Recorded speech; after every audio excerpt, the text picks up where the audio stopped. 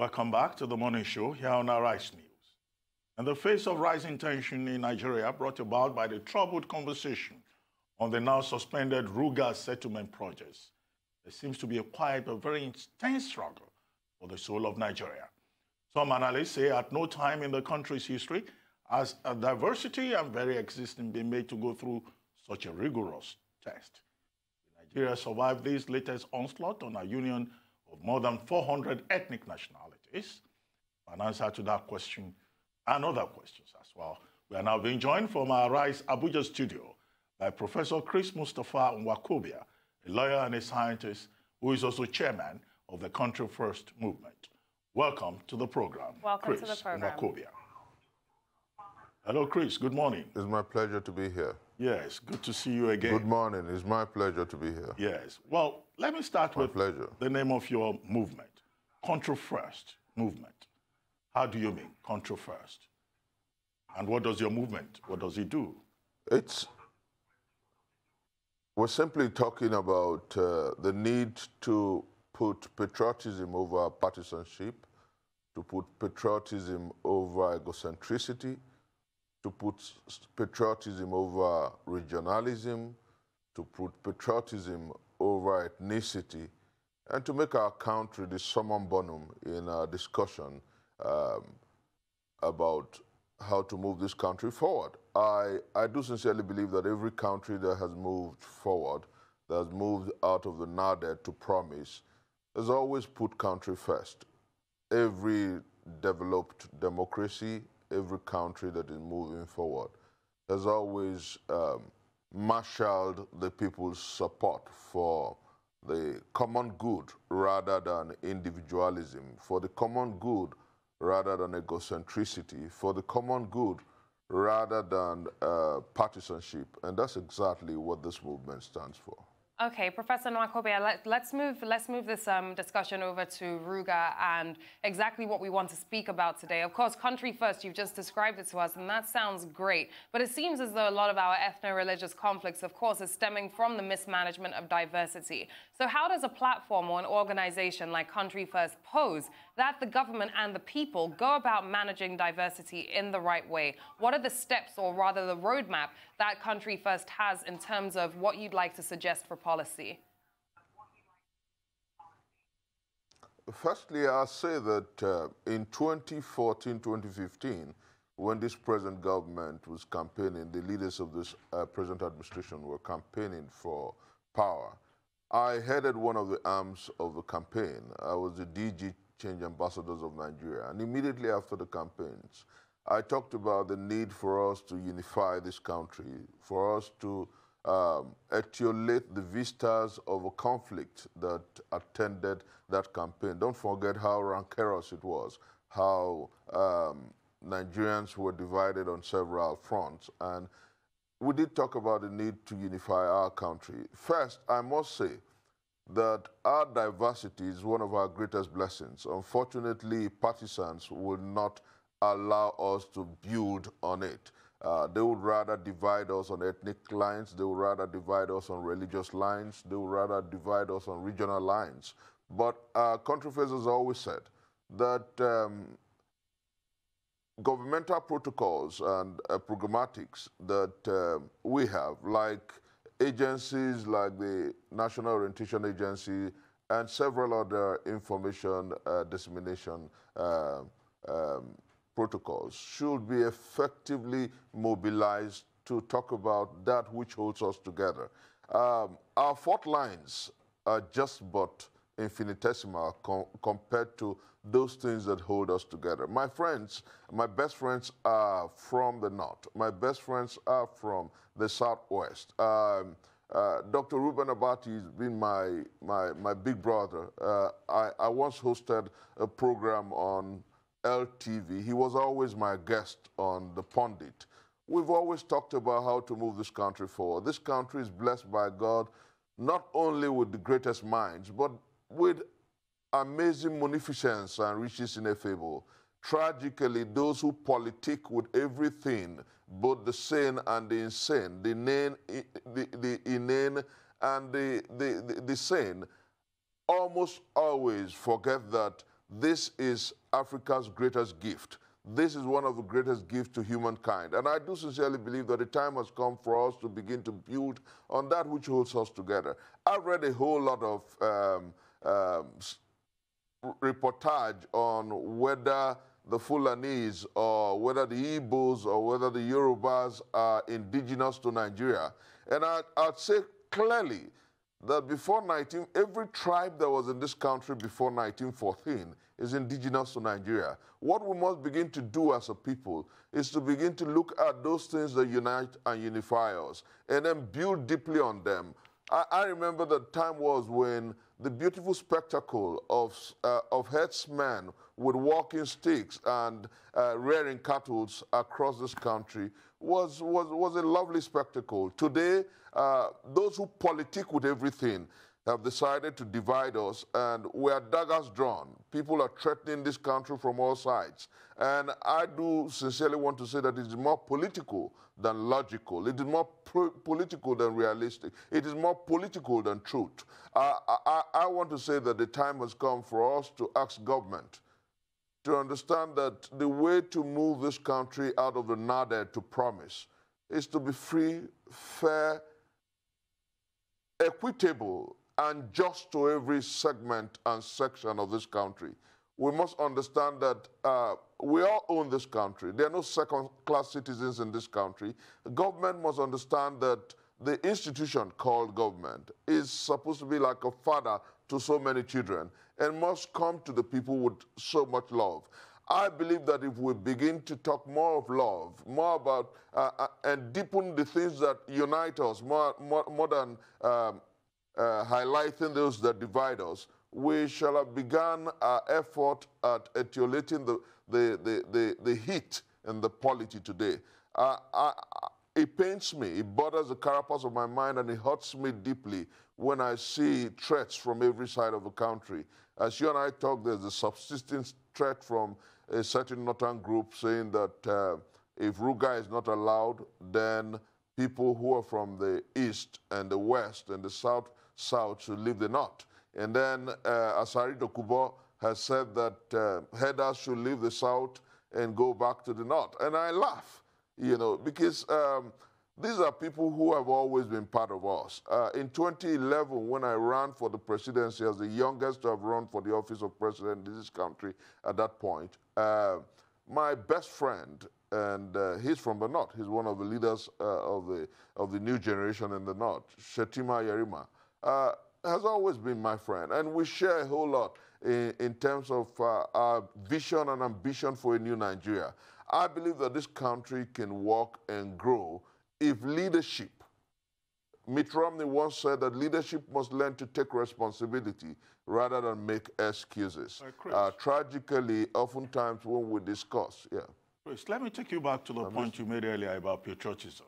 You talked about patriotism over ethnicity, patriotism over egocentrism, and all that. And that's a phrase, patriotism, that President Buhari used most recently when he reportedly dismissed those criticizing the government, particularly over the issue of Ruga settlements and alleged Fulanization and Islamization of Nigeria, when he said that they are not patriotic. Now, people who criticize government will agree with the president that such persons are unpatriotic. Let me say this, and clearly, that those who criticize this government, those who have been labeled whalers by the supporters of this government, those who have been labeled haters by the supporters of this government are indeed the patriots. Because the truth is, it was Thomas Jefferson who said that patriotism is essentially standing by your nation. And we have consistently said that if the president says that he is not Fulanizing Nigeria, if the president says that he is not in support of a certain ethnic group, then he first must come to equity with clean hands.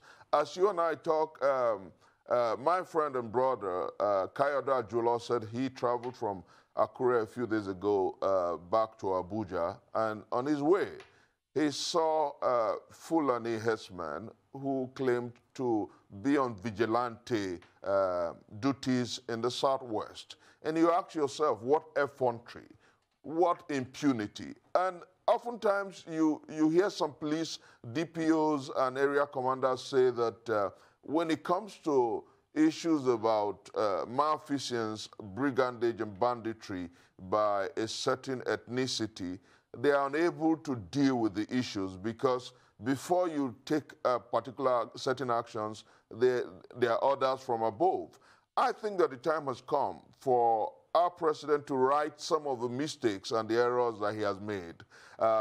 He has shown a proclivity for love for his people over love for others. And I think that our dear president must understand that he is the father of the nation and he must love every ethnicity, every region, and every religion. That's the oath he swore to. And so those who are criticizing him and criticizing this government are indeed patriotic in asking that he should treat Nigeria fairly. He should treat the masses of our people with every sense of love, with equity, fairness, and justice. And I want to say that if you look at it across this country, those who are alleging a Fulanization agenda, unfortunately, do have a reason to do so.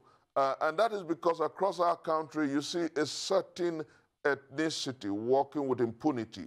That is not to say that you do not have wonderful, wonderful Fulanese. They are everywhere. And that is why I have consistently said that if anybody must be blamed for what is going on in this country today, the chief blame should go to the office of our dear president. And that is why I'm calling out leadership to take responsibility.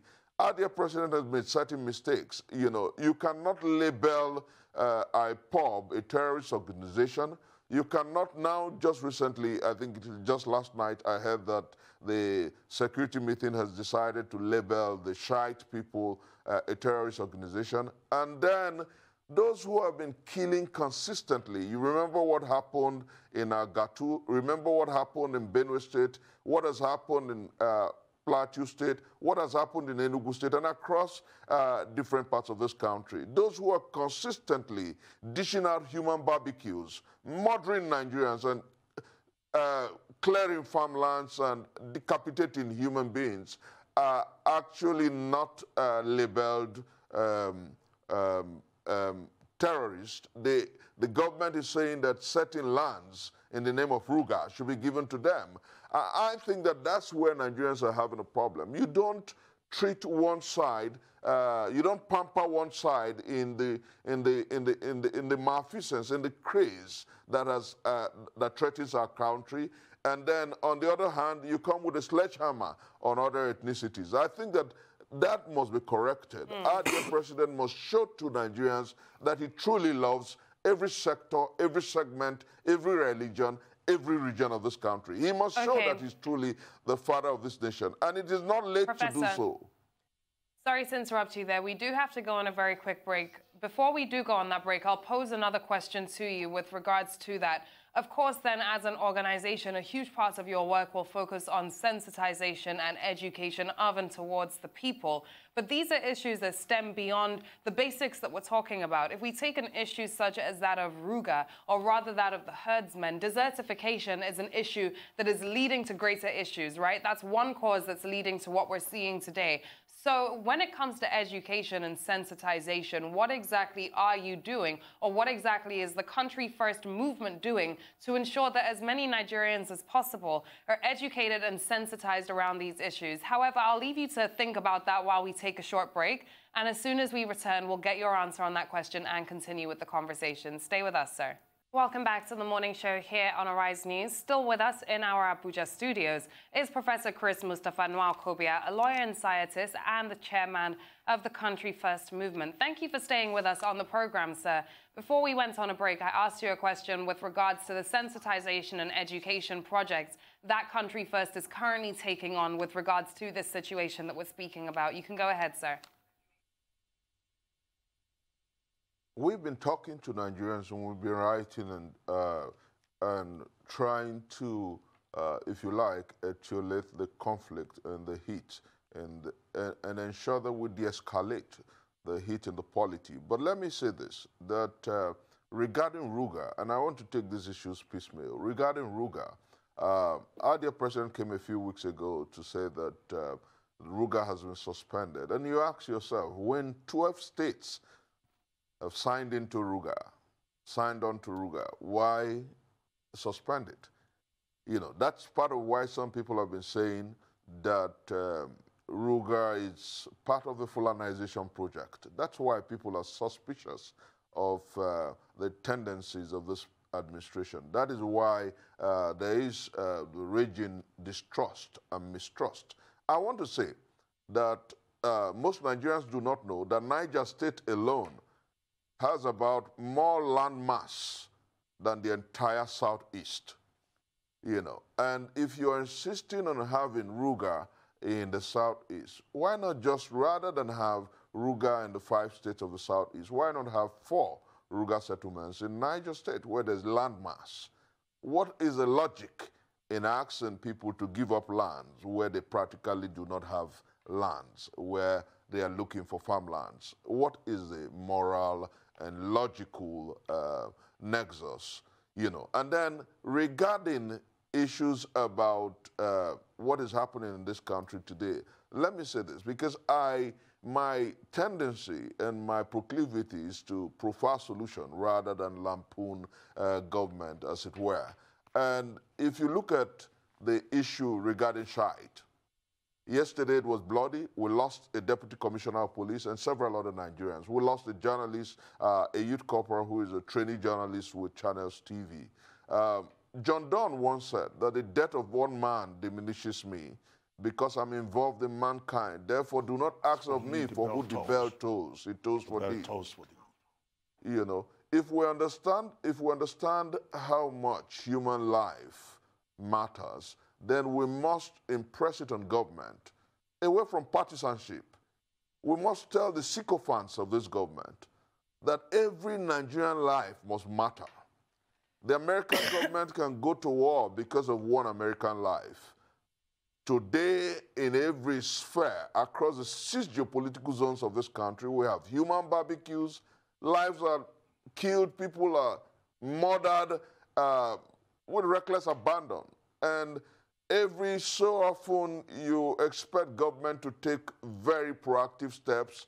We hear platitudes, and some will ask us to pray. Some will ask us to love. Some will ask us to understand. But the truth is that the primary responsibility of government is to protect lives and property. And when you fail to do so, then there's a big question mark. And when we criticize the actions of government in that direction, we are only being patriotic. We are wailing for national good. And we do not hate our dear president. We're just saying that the time has come for our president to look for square pegs and put those square pegs in square holes. We're saying that the time for us to call a spade by its name is now.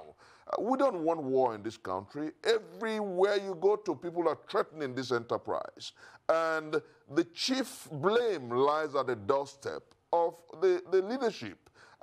Leadership must begin to take responsibility. Leadership must join us in our effort to still the drum beats of war and raise drum majors of peace. This country needs drum majors of peace. I am one of those profuse drum majors of peace, and that's what Country First stands for. We're saying that the time to address issues about our nationhood is now. We're saying that the time to make the Igbo man understand that together we're better than divided. The time to make the Fulani understand that time was when we were the best of friends. I want to say here, clearly so, that the late Umaru Yar'Adua was a Fulani man. Nobody accused him of Fulanization. The late Shehu Shagari was a Fulani president. Nobody accused him of Fulanization. So whatever this president has done wrongly, those who truly care about him must tell him to show love to every section and segment of this country. That is what is necessary now. Love conquers hate. Hate multiplies hate. But true love, which we can build in this country by raising drum majors of peace, will conquer this hate and make this country great again. That's correct. In 2011, you ran for president on the platform of the Liberal Democratic Party. Then in 2015, you know, as director of the Change Ambassadors movement, you supported President Muhammadu Buhari and backed the APC. I guess you were a member of the APC then. Then 2 years later, you left the APC. Would you like to shed some light on that? And then how come, you know, you didn't express interest in the presidential race again in 2019, when this was actually the time when a lot of young Nigerians, you know, came forward to say they would like to be president and to change the country, move it forward, take it back from those who seem to have imposed a tradition of state capture on Nigeria?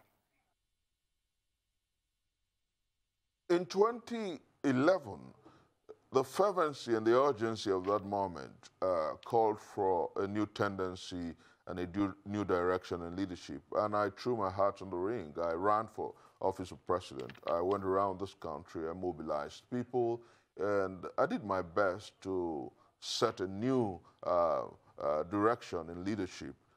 It didn't work, but a lot of young people bought into the dream. Of course, that was the beginning of the efforts at inspiring the young people. The Not Too Young to Run movement and all that youth takeover movement came as a result of the fact that a certain 40-year-old boy or man chose to run in 2011. In 2015, I had seen that our politics is heavily monetized, and the challenge was to write certain normative. And like so many other people, we believe that with the Buhari candidacy, we're going to fight corruption. We believe that with the Buhari candidacy, we're going to ensure that we have a new tendency in governance. And the mantra then was change. Just a bit after that, when it took our dear president about 6 months to form a cabinet, I wondered if we had bought into a one-chance travel. And then immediately after that, the same administration and the same political party that told us that they were going to bring change, my party then, launched the Change Begins With You, with me campaign. And I wondered, I know that leadership is a father-son normative. Leadership is like a parent structure. And the Chinese will say that change in leadership must start from leadership. Change in governance must start from leadership. And then the APC almost immediately decided to change the normative. They were asking the Nigerian people to be the change that they promised us. That was point number one. Then another point that gave me a major heart attack, if you like, was the fact that when we campaigned, we talked about the need for restructuring. And no sooner had we won power, restructuring was put at the back seat. And I wondered why this party and this government would not address the fundamentals that brought us to power. And then the issue about corruption.